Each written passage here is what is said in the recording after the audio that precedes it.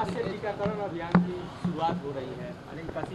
आज से मुख्यमंत्री बालिका कैंसर प्रतिरक्षण योजना की शुरुआत हुई है। ये जो बच्चेदानी के मुख पे कैंसर होता है महिलाओं को, उससे बचाव के लिए ये टीका दिया जाता है।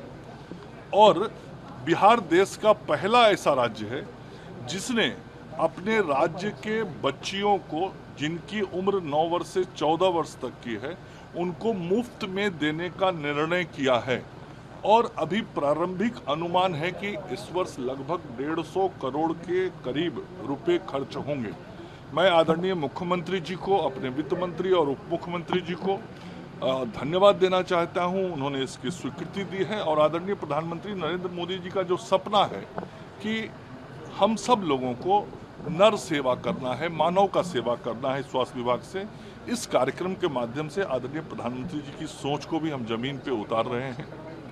और ये योजना आज बिहार में 5 जिलों में शुरू हुई है। अभी पटना, मुजफ्फरपुर, सीवान, नालंदा और पूर्णिया। अगले 1 महीने में पूरे राज्य में ये टीकाकरण सभी जगहों पे शुरू हो जाएगा।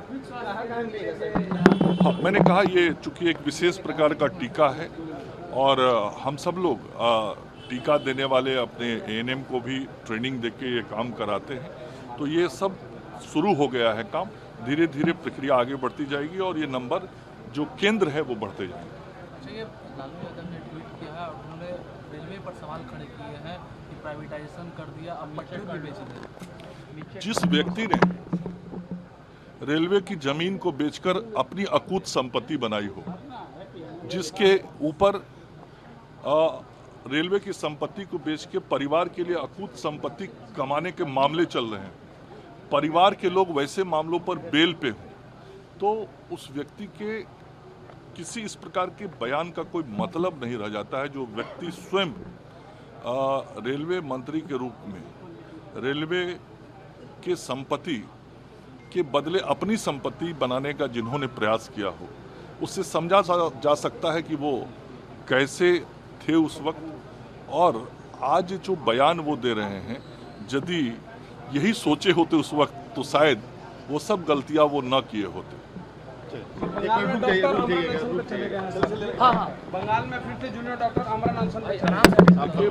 बंगाल की जो सरकार है और वहाँ की जो मुख्यमंत्री हैं सुश्री ममता बनर्जी जी, वह मानवता को जीवित नहीं रहने देना चाहती, महिलाओं के मान सम्मान को ठीक नहीं रहने देना चाहती।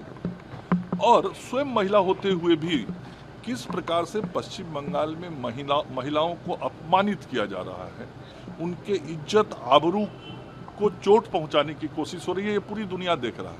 लेकिन ममता बनर्जी जी को कोई फर्क नहीं पड़ रहा है।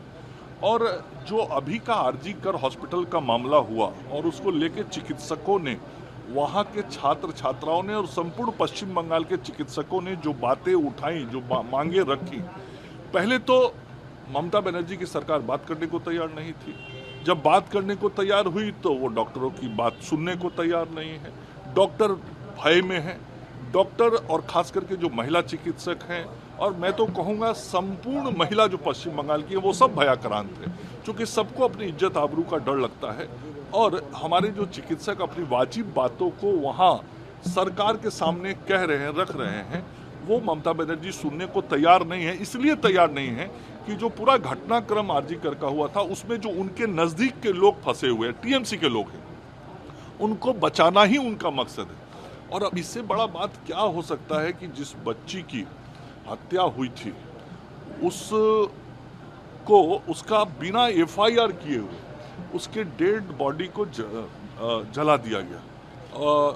तो ये तो सीधा सीधा सबूत को समाप्त करने का सरकारी पहल था।